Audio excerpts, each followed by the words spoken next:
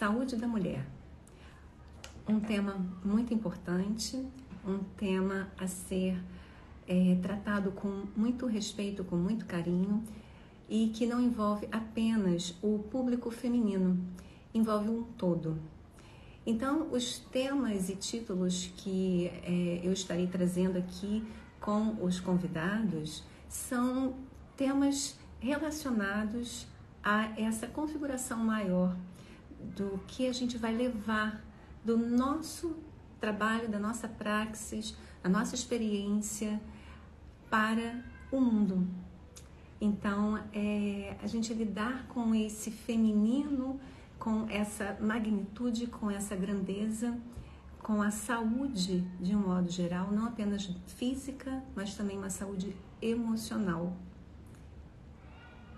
Então, eu estou convidando vários profissionais de diversas áreas de atuação e todo mundo vai estar trazendo um pouquinho dessa prática.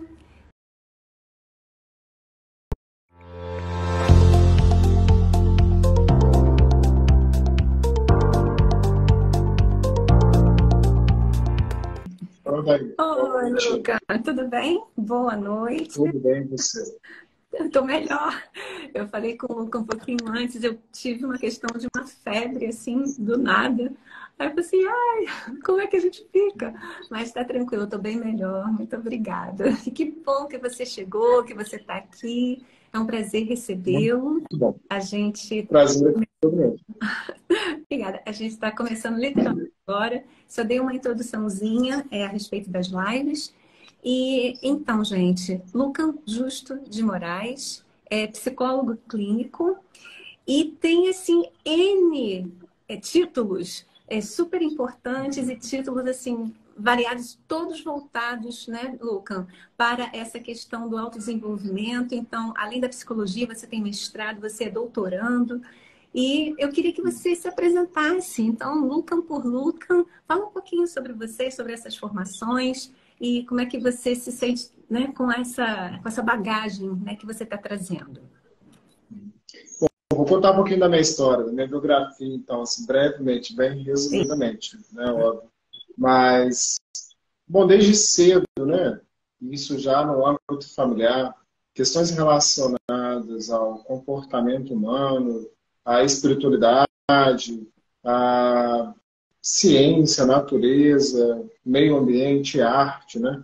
Isso sempre foi algo bem cultivado, bem presente dentro do âmbito familiar. Eu e meus irmãos, né, a partir da educação que os nossos pais procuraram oferecer para nós, sempre tivemos algum tipo de envolvimento ou de interesse com isso. E, bom, ao longo da vida, eu sempre gostei muito de plantas e animais, isso foi uma coisa que sempre me interessou. E desde na infância eu vivi num ambiente próximo à natureza, próximo a plantas e animais. Sempre gostei muito disso. Quando eu era criança, por exemplo, eu adorava andar no mato, entrava no mato mesmo, andar de bicicleta, descer barranco de bicicleta, levava tombo, caía, pulava em rio, nadava, enfim. Vivi essa situação, né, na infância. Os meus pais são médicos e a medicina sempre foi presente ali na vida deles, obviamente, mas eu particularmente não sempre achei interessante a saúde humana, o bem-estar, a felicidade, como que o ser humano faz para estar saudável, estar bem, não adoecer, evitar doenças, sempre foi um questionamento que eu tive também desde cedo, desde a infância. Mas a medicina, por exemplo, profissionalmente não me atraiu tanto, né? É uma área mais voltada para o biológico, mais voltada para química e física, né? Aspectos bioquímicos, medicação, patologias físicas e tal. O próprio ambiente de trabalho da medicina às vezes é pesado, o ambiente hospitalar, lidar com morte e acidentes de forma bem frequente e tal. Então não foi uma área, por exemplo, que me interessou muito.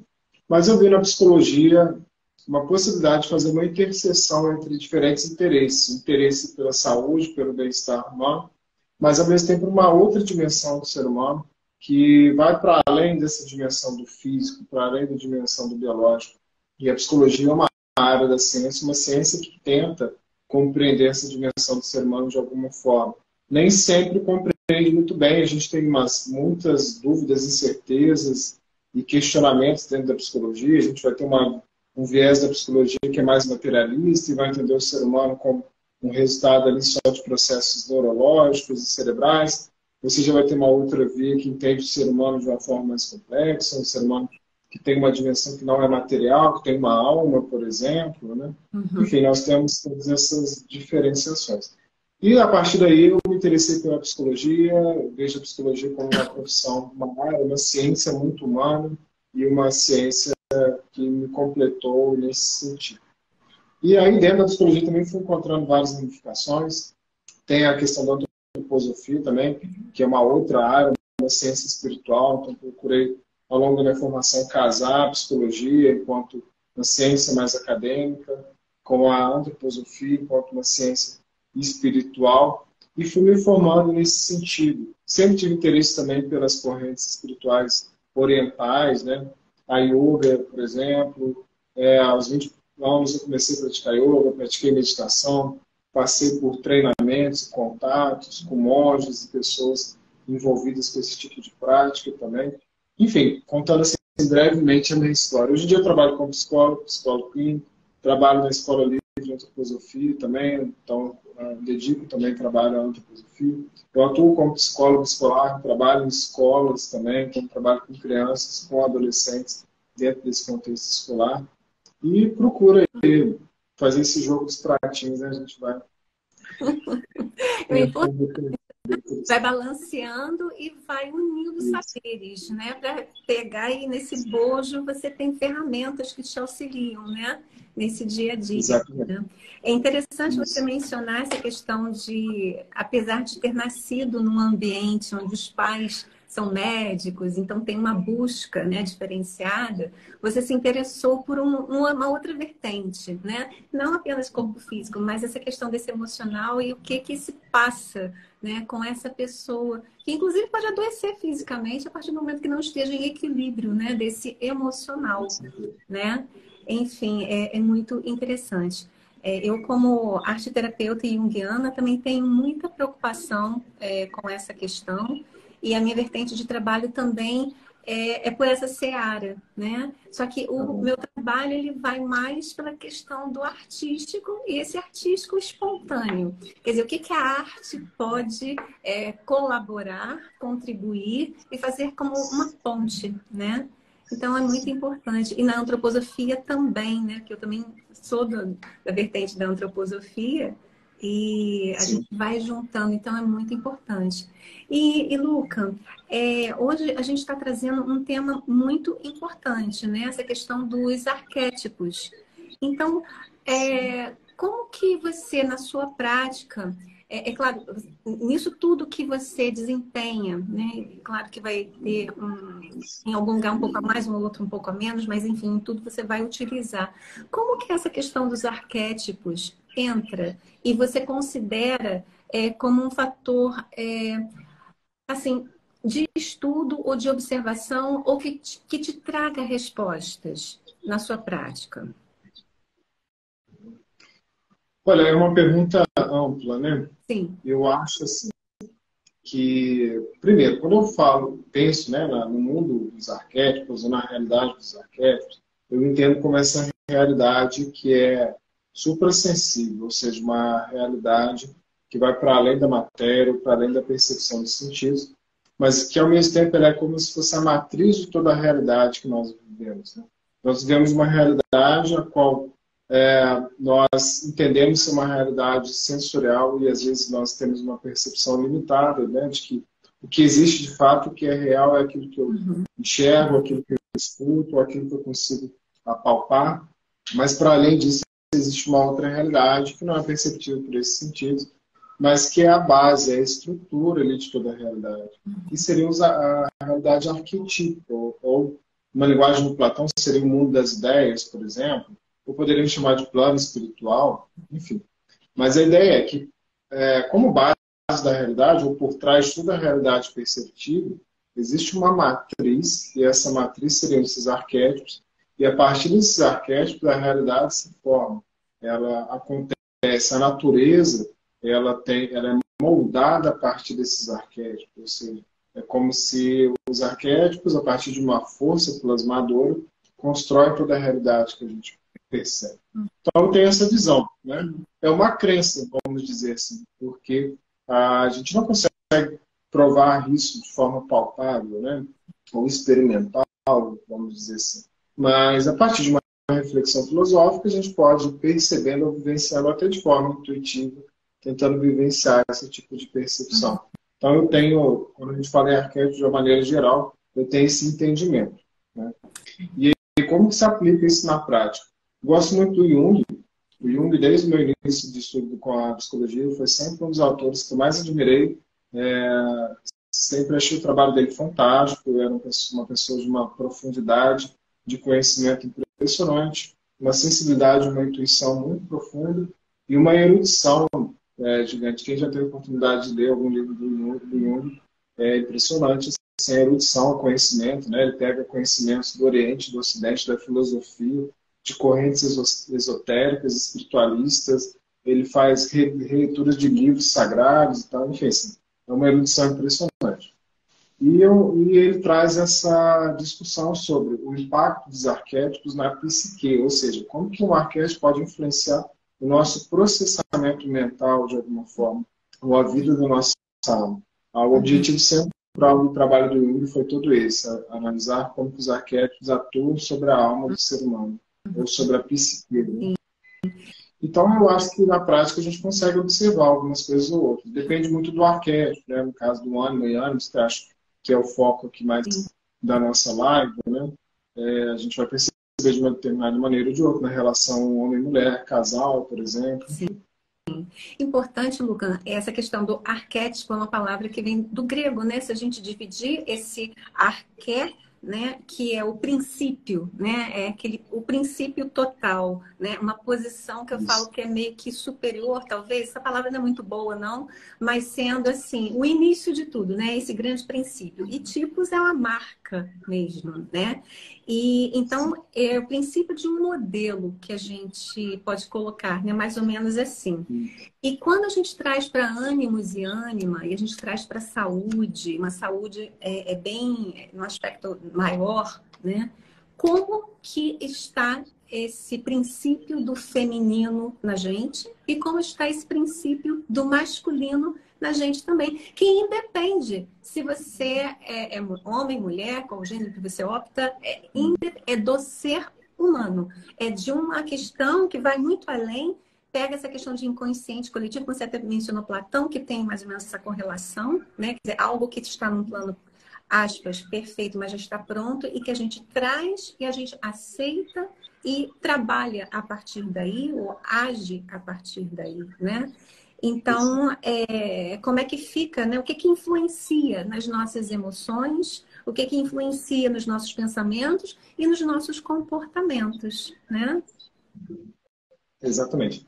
Quando a gente fala em ânima e ânimos, né, são arquétipos que se apresentam na natureza.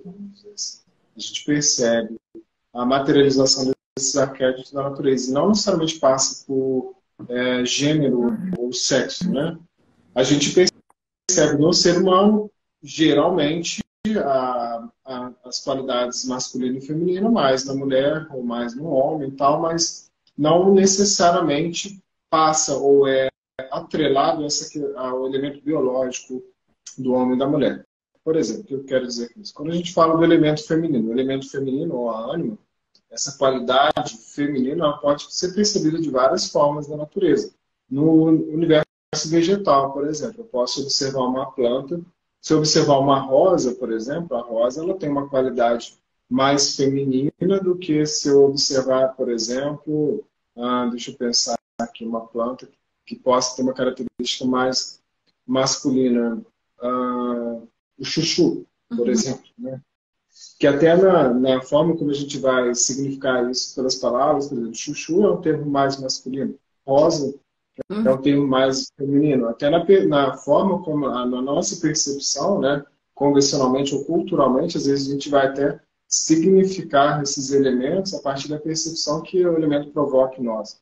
O chuchu, de alguma forma, provocou em nós mais uma qualidade masculina, e por isso essa planta Óbvio que inconscientemente, né? As pessoas não pensaram nisso, mas as coisas foram recebendo nomes ou significados ou representações a partir das impressões que elas criam em nós. Então, intuitivamente, o ser humano percebe aquilo na sua qualidade mais masculina ou mais feminina, até os nomes, os rótulos, as classificações, a simbologia, vai vir a partir desse tipo de percepção também, né? Do tipo de qualidade que eu vou dar para isso. Por exemplo, na mitologia grega, né, tem muito isso, aqueles deuses gregos masculinos e deuses gregos femininos. Que, na verdade, se a gente for estudar a fundo a mitologia grega, os deuses são representações simbólicas de forças naturais.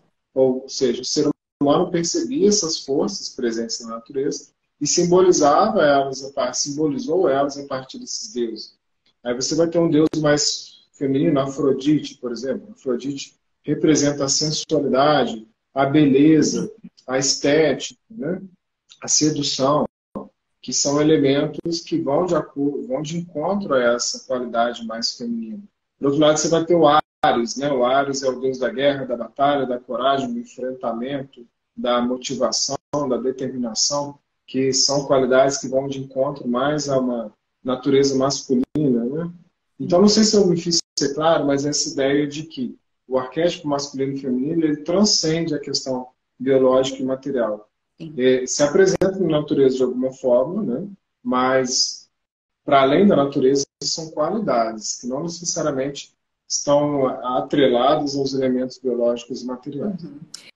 Eu acho legal quando você coloca essa questão do mito, juntando isso tudo, né? Você falou todo de um panteão que a gente tem um pouco mais de afinidade, né? Que fatalmente alguém já ouviu falar numa Afrodite. Então, quando você fala Afrodite, quem minimamente já ouviu alguma coisa, traz já uma imagem mental, uma percepção do que é Afrodite, de como é Afrodite, de quem é Afrodite. E se a gente estiver trabalhando, né, essa pessoa, quais são os aspectos Afrodite que essa pessoa também se coloca, né, em seu, né, enfim, no seu dia a dia. Quando você pensa num Zeus, por exemplo, então aquela coisa, tem o raio, tem toda uma configuração. E é imagético.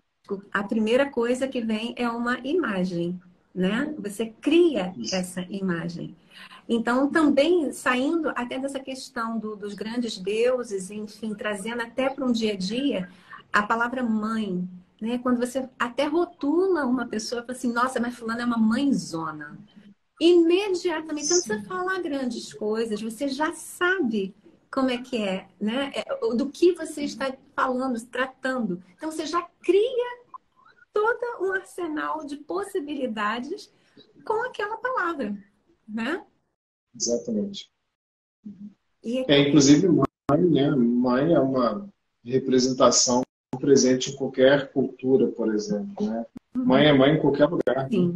O ser humano tem essa identificação, independente de cultura, de lugar, de língua, né? Sim, sim. E é muito legal essa coisa porque existem, eu até vejo assim, às vezes em alguns atendimentos, hoje em dia eu não tenho atendido crianças, né? Mas quando eu atendia crianças, eu fazia algumas perguntas a respeito da família, então eu tentava ir trazendo informações. E eu tive um cliente uma criança que falava assim, ah, mas o meu pai é uma mãezona. E falava assim mesmo, meu pai é uma mãezona. E eu achava tão interessante que era entender o que aquela criança estava falando para que eu pudesse acessar qualidades, comportamentos e como aquele adulto estava na relação e na percepção daquela criança. E no nosso dia a dia é isso que acontece também, né? A gente vai olhando, vai percebendo e vai trazendo essa nomenclatura até, né? Não sei se ficaria pesado falar em nomenclatura, mas ideia, imagem, com certeza sim, né? Eu costumo, às vezes, fazer atendimentos de casais, né? E, por exemplo, essa questão do masculino e do feminino, né? Enquanto qualidade, arquetipo, é muito interessante você observar no casal. Porque a gente costuma falar, mas isso até dentro da questão, é bem trabalhado mais, às vezes, na antroposofia, de que existe o casamento anímico também, né? Você tem um casamento físico, mas é necessário o casamento anímico. E às vezes esse casamento anímico passa por o casamento entre o masculino e o feminino enquanto qualidades. Um casal, né? Para sobreviver, para ser saudável, às vezes precisa dos dois elementos presentes ali, de alguma forma. Costumo dizer o seguinte para o casal. O casal às vezes chega para a psicoterapia, para o trabalho, crise, conflito, muita briga, ou distanciamento afetivo, né, envolvido com rotina cotidiana, distantes, afastados de uma forma geral. E muitas vezes os questionamentos são: ele não me dá afeto, não me dá atenção, não ajuda com as tarefas de casa, está distante, existe uma distância afetiva, não me dá presentes, enfim, não vejo mais aquele carinho, aquele afeto, esse tipo de expressão. E às vezes do masculino, né? Não tem mais desejo ou vida sexual, não me ajuda com o trabalho, com aquele gasta dinheiro, enfim. São questões às vezes comuns que surgem ali no casal, né?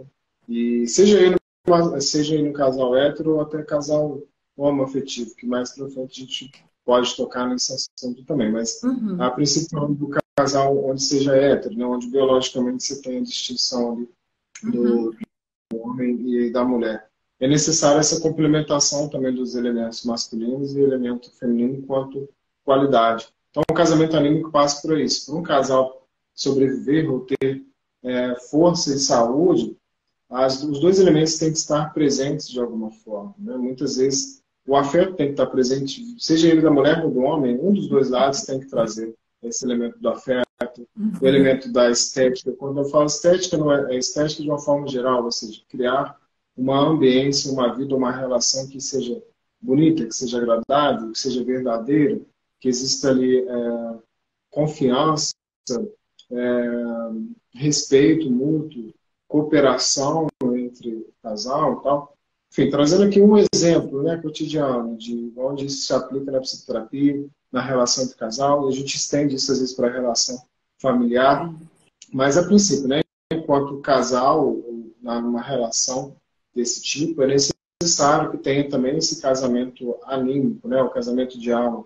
Os dois elementos, as duas qualidades, tanto masculino quanto feminino, precisam estar presentes, se encontrar para que o casamento ganhe força. E é legal porque quando você trabalha essa questão até dos casais, por exemplo, tem um grande resgate, né? A ser feito. Então, quando você fala assim, poxa, qual é a queixa trazida, né, por aquela pessoa? Eu não estou recebendo mais esse carinho, eu não estou sendo vista do jeito que eu gostaria de ser, ou outro, até a questão da sexualidade, como é que funciona, deixa de funcionar. Mas existe um resgate desse masculino, um resgate do feminino, um resgate que vai além dessa questão apenas disso ou daquilo. É realmente você integrar, mediar para ter uma harmonia, né? Um terreno bem preparado para que essa relação seja fértil, traga frutos e seja duradoura e gostosa de ser vivida também, né? E no mundo atual a gente vê muitas questões, enfim, o que vem acontecendo é uma questão de um perder-se de vista de si mesmo, das suas necessidades, né? E aí, às vezes, você percebe que aquela pessoa está indo por um caminho de tentar satisfazer algo e que aquele algo não está complementando. Então, como assim? Eu quero isso, eu quero um carro, eu quero uma posição, mas o que eu quero na verdade? É só isso? Ou eu quero algo mais que está na relação? E que equilíbrio é esse que a gente encontra no outro e que primeiro tem que encontrar em si, né? Uma satisfação interna desse mergulho interno de suas próprias necessidades, né? Eu acho que é bem interessante, né? Esse trabalho, né? Eu vejo, assim, particularmente, opinião minha, pessoal, mas acho que muita gente vai concordar. A gente vive hoje em dia um mundo, uma cultura que é muito mais masculina do que feminina, né? Por que é mais masculina? Essa coisa do trabalho, da conquista, do conquistar o material, de ter as posses, né? Da mercado de trabalho, da competitividade e tal. são elementos mais masculinos, né? Não é que seja ruim, mas em excesso ou só vivenciar somente isso traz problemas. E a gente vê, né, apesar de a gente já ter um movimento do feminino já intenso há algumas décadas, há muito tempo ainda, o espaço para o feminino é mais difícil dentro da nossa sociedade. Existe uma certa dificuldade, né, da inserção desse elemento feminino dentro da sociedade como um todo. E exemplos, por exemplo, a arte, né? A arte, ela é bem feminina. É um elemento que traz a estética, que traz a sensibilidade, a questão da emoção, do sentimento. Mas como que é difícil encontrar espaço para a arte no mundo que a gente vive hoje em dia, na sociedade que a gente vive hoje em dia, né? Os artistas, em geral, são pessoas, às vezes, que enfrentam angústias, enfrentam dificuldades de expressar o seu trabalho. É muito comum, por exemplo, a gente ver o artista, ele tem uma produção, às vezes, artística, mas ele entra em conflito porque logo quando se vê a produção de um artista que é muito bacana, muito bonito e tal, já vem aquela ideia, vamos comercializar, vamos vender, vamos fazer uma exposição, ou vamos gravar um CD, alguma coisa, e às vezes não é interesse da pessoa, a pessoa quer só fazer arte, não quer, aquilo não é mercado, aquilo não é competição, né? Eu tive uma pessoa que eu faço alguns trabalhos, né, de pintura, e eu gosto muito de fazer macramê, tear. E aí teve uma pessoa que falou assim, mas para que isso se você não está vendendo ou se você não está? Pelo prazer de fazer, pelo prazer da realização. É um ponto de equilíbrio para mim, aquele tempo que eu me dou, né, para me centrar, para me encontrar, para estar no meu silêncio, né, e me preencher. Agora, disso tudo, eu não sei se você assistiu, tem uma série, acho que é Netflix, sei lá, alguma coisa do gênero, que é o Macho Alfa. Não sei se você ouviu falar ou se você assistiu. Ah, já ouvi falar, mas não assisti da Netflix essa série, Pois mas eu é, não eu assisti. achei engraçado porque essa questão dos papéis, né? Então tem um grupo de homens que eles se reúnem, eles estão indo para um local, uma reunião com alguém que está lhe apresentando, né? Como se fosse um curso, uma vivência, para que eles resgatem, né? O feminino em si, ou sair daquele padrão X mais ali do robusto, né? Do alfa mesmo. Aí Sim. a coisa vai funcionando, que vira uma comédia, uma grande comédia. Então a gente tem vários sketches nisso, né? O do casal que está à beira de uma separação, porque também já não se entende, esse masculino e feminino desentendeu, o trem descarrilhou em algum momento. Tem a mulher que perdeu o emprego, que saiu do emprego e está tentando se recolocar de uma maneira X. E, enfim, até que chega um momento que tem um deles que fala assim, eu não quero mais isso não, eu quero mesmo ser o macho, aquela coisa. Aí ele incorpora e a gente vê, o ator realmente foi bem bacana, foi bem legal, bem escolhido, né? E aí ele vem e é visível, né? Aquele comportamentão mesmo, sabe? De toda... Isso é que é o arquétipo. Isso é vivenciar e trazer para si. Então vale até a dica aqui, porque realmente a gente encontra, né, em filmes, em séries, enfim, em produções, esse tema vindo à tona pela necessidade, pela importância. E o que, que isso tem a ver com a saúde da mulher como um todo, né? Se a gente pensar em termos de mundo, como você colocou, um mundo mais competitivo, um mundo que está muito mais voltado para o ter, a posição, nada contra. Eu acho que todo mundo tem sua busca, todo mundo tem os seus direitos e é por aí. Tudo é com muito respeito. Agora, o excesso, será que é saudável? Está fazendo bem àquela pessoa ou aquele grupo de pessoas que estão envolvidas nessa situação? Se a gente falar de uma família, por exemplo, há preconceito? Há muito preconceito também, né, envolvido. Né? Quando você vê um homem que quer ser chefe, por exemplo, e ele está ali naquele desempenho, e de repente não, ou uma mulher quer ser mecânica e ela é muito boa naquilo, e às vezes não dá, ninguém dá um crédito para ela. Né? Só pelo fato de estar num corpo X e querendo desempenhar. Mas, de uma maneira geral, que comportamento é esse que eu tenho e que realmente vai fazer a grande transformação da minha saúde como ser humano, né? Então, não importa do que. Eu quero aquele equilíbrio que comportamentos associados eu tenho a isso, a que personagem é essa que eu também estou me vestindo de. E é bem interessante.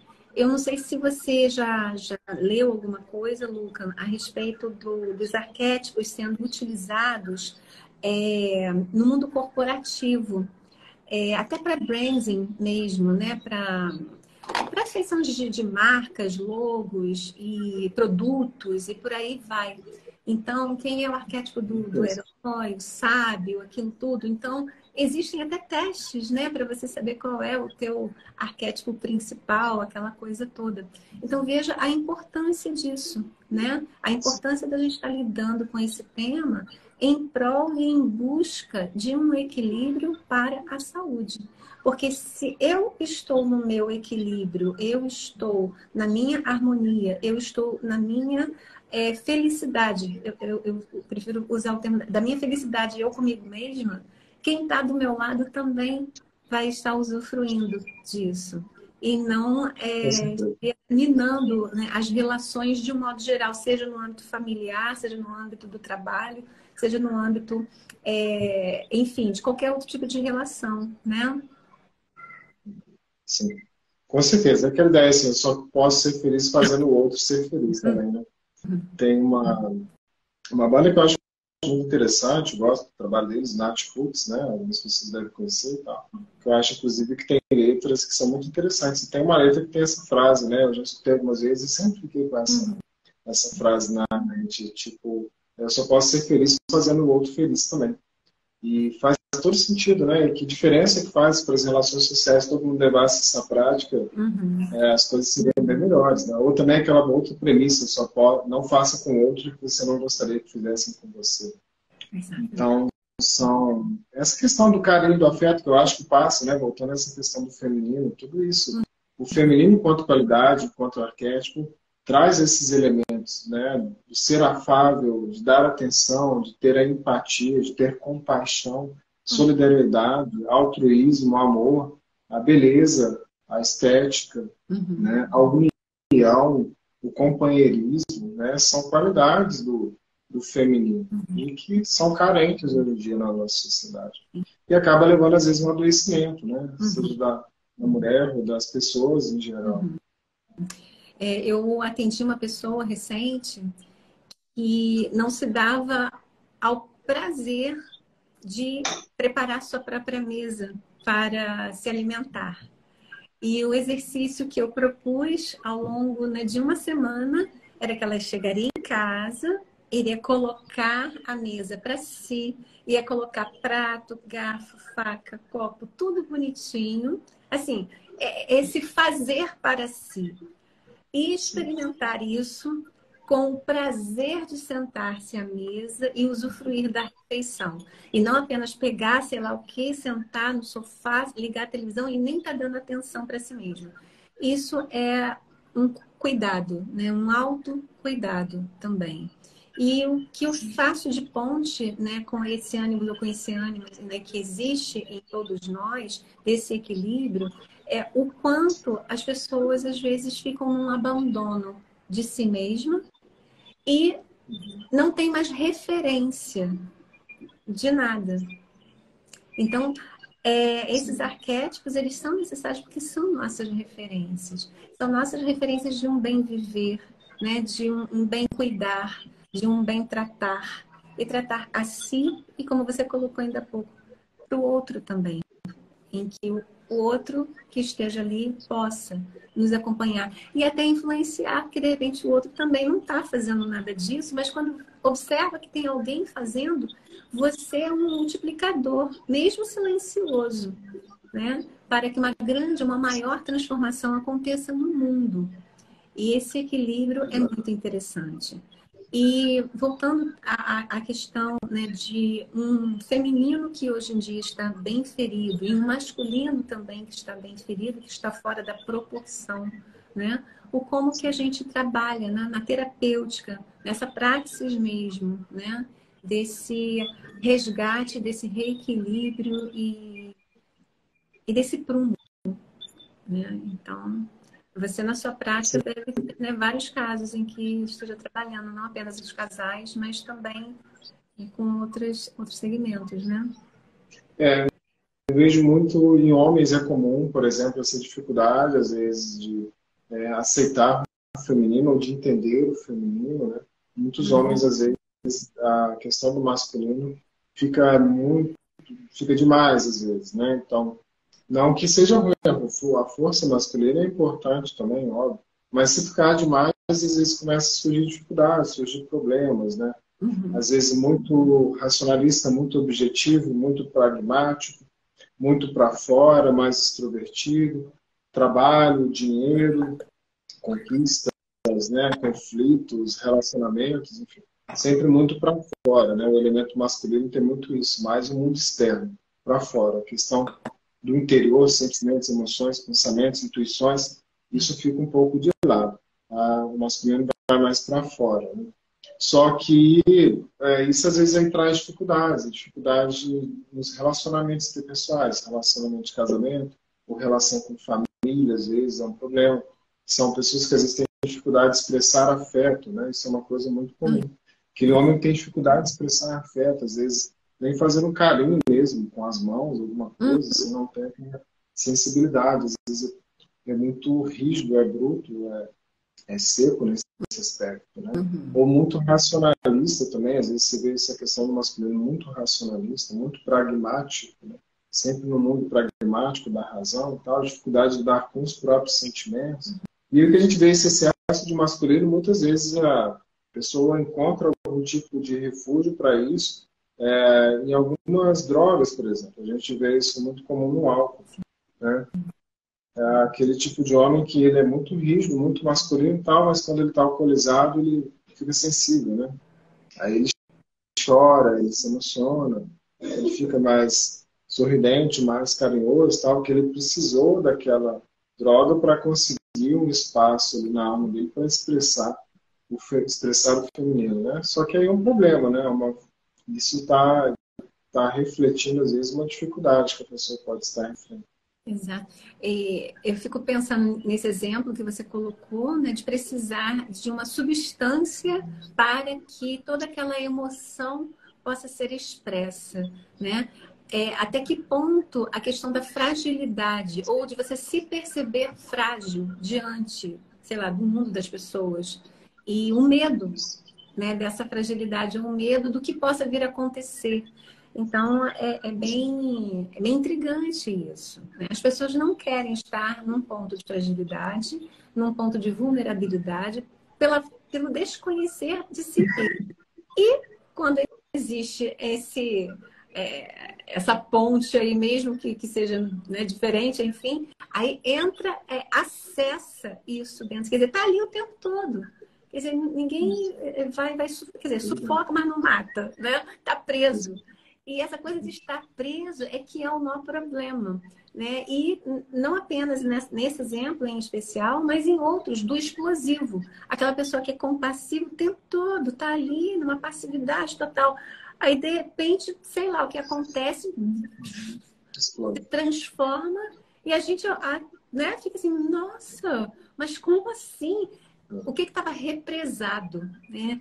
Então, tentar achar esse equilíbrio é a grande chave, né? A chave do grande conhecimento do feminino, do masculino, de tudo isso dentro de nós, para que saiamos, né, do eu, você, para um nós. Então, sair apenas de um indivíduo e chegarmos nesse grande coletivo.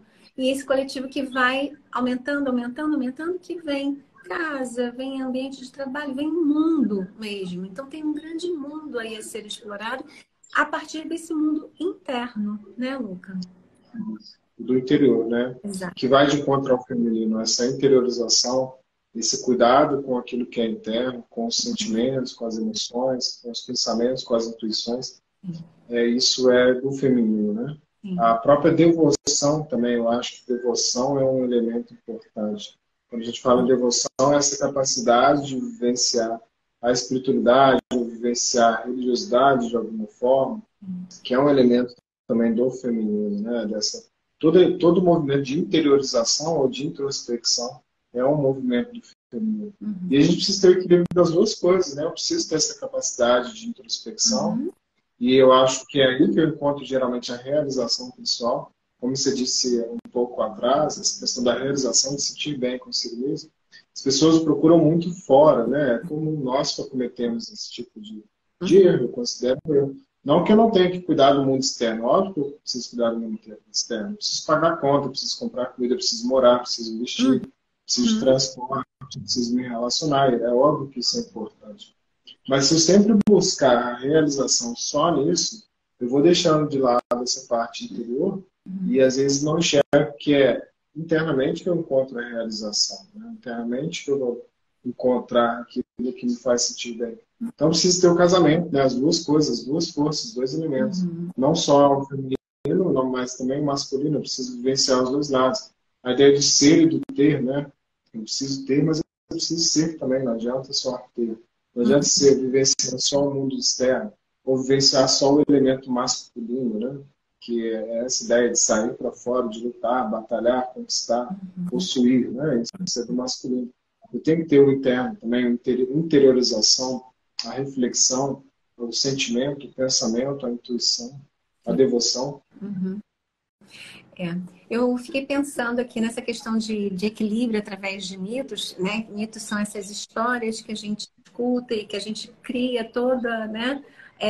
Um cenário, né? Interno, psique mesmo, né? A história de psique com toda uma busca de um amor, né? Quer dizer, primeiro ficou abandonada no penhasco. Então, quais são esses aspectos, né? Que a gente traz para a vida atual e está tudo ali. A gente vai poder utilizar isso tudo. Quantas vezes a gente já teve no penhasco, quantas vezes a gente já teve no desespero de causa e a gente acessa e aciona aquele pedir, aquela coisa bem mais forte que está ali dentro da gente e a gente é salvo por alguma coisa que acontece que vem.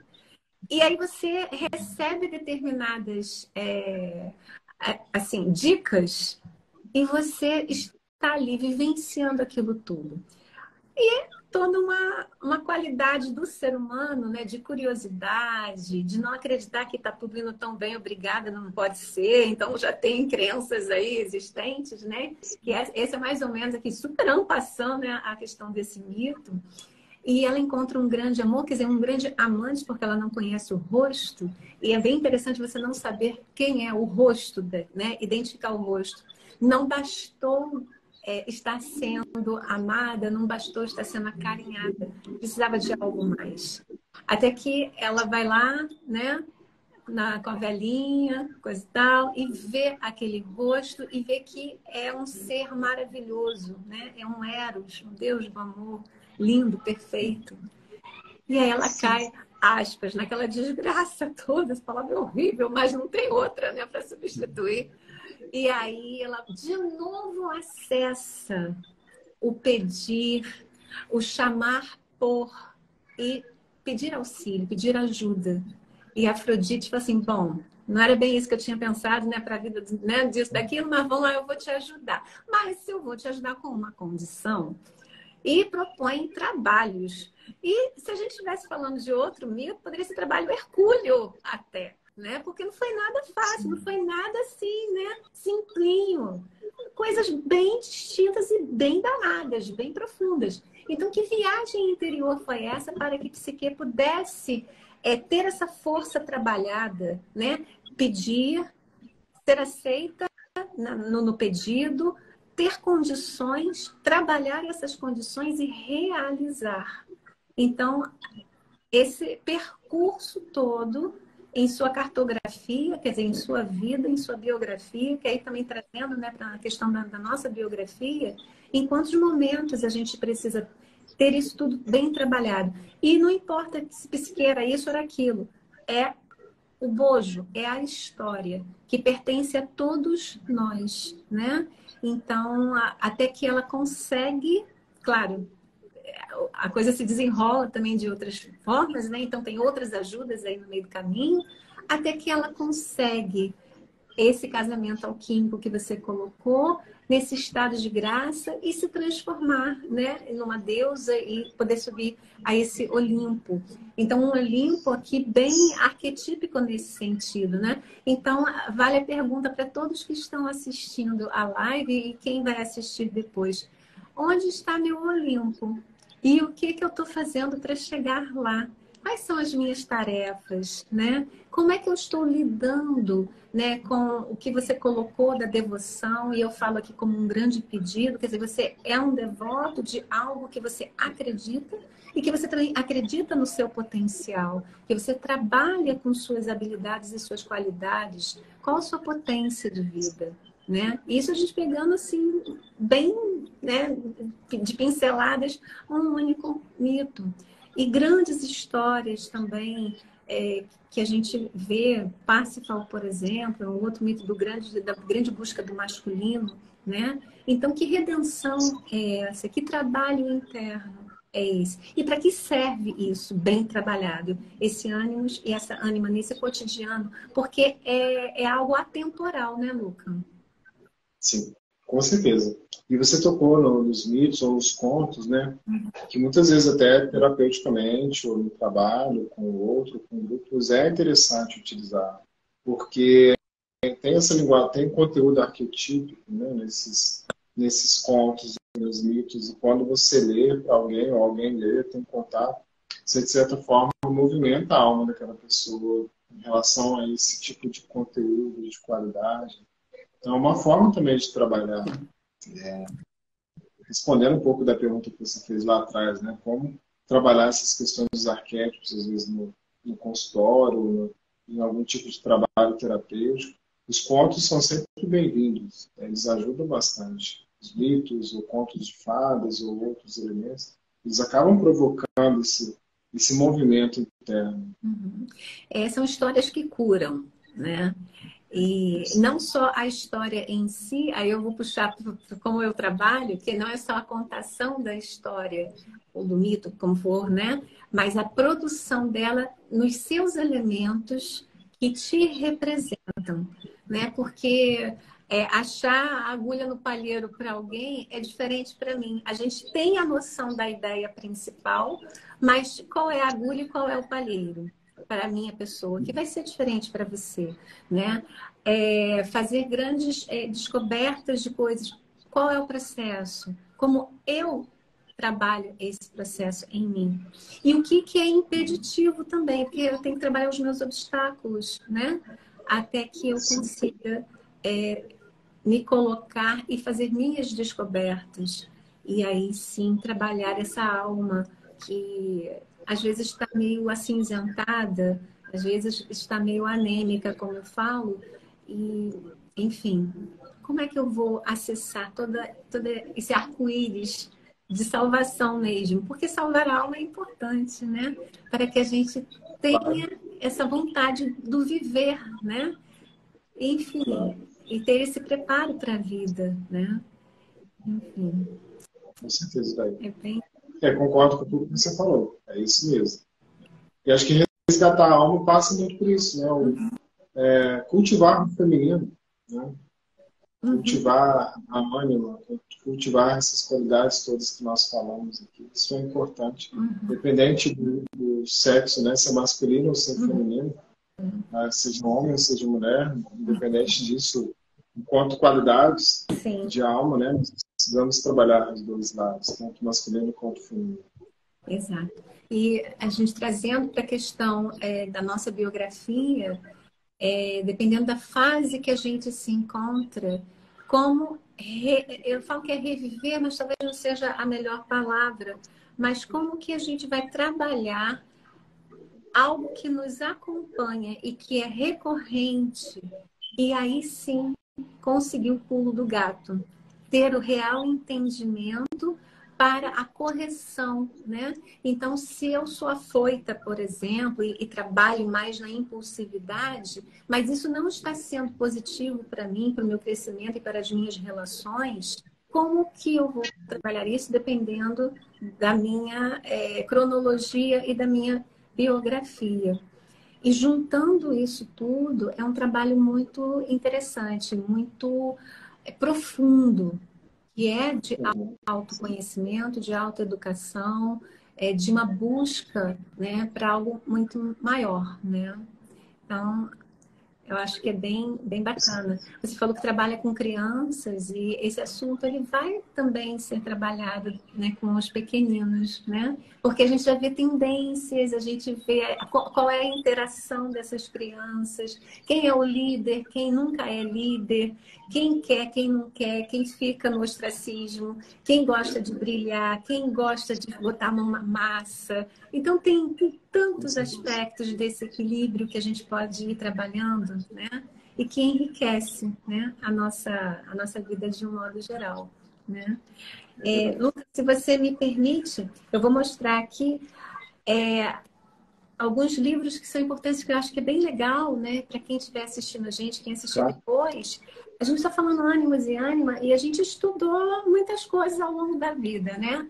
E esses livrinhos aqui é uma coleção antiguinhos, meus são super antiguinhos, eu estudei há séculos atrás. É uma coleção bem interessante do Robert Johnson, né? Você também mencionou isso quando a gente começou a alinhavar a live.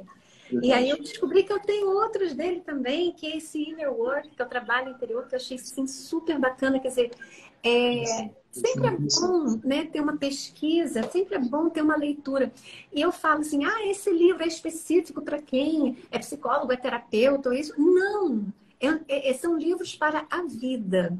Porque o importante é isso, saúde é isso. É você não apenas trabalhar corpo, isso, aquilo, mas você também, o que te alimenta em termos de sua leitura, em termos da diversificação. E às vezes as pessoas ficam assim, eu só leio isso porque eu trabalho com isso, ou eu só gosto disso. Muda um pouquinho, abre espaço também, né, para uma leitura diferenciada. E eu falei a respeito de branding e questões que hoje em dia os arquétipos estão sendo utilizados. Tem esse livro aqui que eu acho maravilhoso, né? O Despertar do Herói Interior, que é da Carol Pearson. É bem bacana. Então, aqui ela trabalha aqueles arquétipos mais contundentes mesmo, né? E leva isso para um âmbito e saiu, inclusive, de um setting terapêutico. É uma terapêutica maior que vai para as empresas, que vai para um corporativo e que você pode trabalhar em várias dinâmicas. E é um trabalho, assim, muito bacana. Então, são, assim, dicas, né, de leituras diferenciadas e que alimentam a gente e que fazem a gente começar a pensar, né, em coisas distintas, em coisas outras, e que às vezes não é do nosso dia a dia, né? Eu não vou só apenas ler livros sobre aquarela ou sobre pintura. A gente abre um leque, né, de possibilidades para esse conhecimento, né? É verdade. Interessantíssimos os livros, né? Eu conheço a coletânea Richelieu e os outros dois eu não conheço. Mas Richelieu é bom. Os outros são bem bacanas. Ele faz uma junção, faz menção e tem um amarrar bem bacaninha. Então, acho que, assim, super providencial. Vale o investimento, né? Então, são trocas assim. Então, Luca, acho que é isso, né? A gente está aqui chegando no finzinho da nossa live. Daqui a pouco o Insta derruba a gente. Porque é assim, né? Papum, o negócio. Eu antes eu levava susto, aí agora eu estou me antecipando para não levar o tal do susto, né? Eu sou meio. Eu e a tecnologia não temos assim um grande entendimento. Agora que eu já estou começando a fazer esse equilíbrio aqui com a máquina, né? Enfim, querido, muito obrigada pela sua participação. Foi uma conversa ótima. Essa troca, né, de experiências, essa partilha, é um olhar diferente. A gente está falando da mesma coisa, mas você tem um olhar todo seu, eu tenho o meu olhar. E cada um que está aqui assistindo também vai ter um despertar interno, ou pelo menos a sementinha, né, vai ser colocada ali para um pensamento. Então, estou vendo aqui, eu sou meio lerda aqui em ficar vendo os comentários, mas as pessoas têm algumas pessoas dando parabéns, enfim, a nós dois, coisa boa.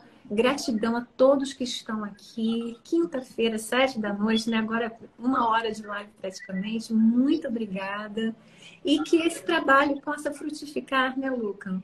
Para trabalhos futuros, né? E que a gente, assim, leve para as pessoas um pouquinho da gente, é uma contribuição nossa, né? Nesse todo. Você gostaria de falar algumas palavras? André, primeiramente agradecer pelo convite, achei excelente, gostei muito de estar aqui, um assunto muito bacana, né? Enriquecedor, legal, agradável de conversar sobre isso. E espero que as pessoas que estão aqui com a gente na live tenham desfrutado também, tenham contribuído de alguma forma para todos. Gostaria de parabenizar a sua iniciativa da saúde da mulher também, parabenizar o seu trabalho e desejar muito sucesso, né? Que você possa ajudar e colaborar e contribuir para a vida de muitas mulheres com toda a sua iniciativa. Gratidão, Luca, E agradecer a todos que estão aqui conosco também. Obrigada pelas suas palavras. E esse é um trabalho nosso, né? Não é só meu, é nosso. E de todos que participam aqui, de todos que estão aqui. E sim, saúde da mulher como um todo. No início eu falei, é uma coisa muito abrangente. Porque, querendo ou não, a mulher é a rainha, né, dos lugares nesse sentido, né?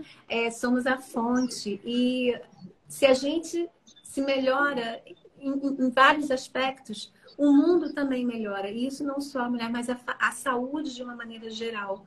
Saúde mental, a saúde emocional, até a gente chegar na saúde física, que não é a minha competência, mas a gente sabe que se o emocional estiver baqueado, o corpo físico ele vai entrar numa crise. Então, a gente pode trabalhar de uma maneira, né, mais abrangente, de uma maneira bem ampla nesse sentido desse colorir de alma. Então, gratidão a todos. Gente, até quinta da semana que vem com um novo tópico. E gratidão, Luca. Tudo de bom. Gratidão, Daí. Boa noite a todos. Gratidão a todos também. Tchau, tchau. Tchau.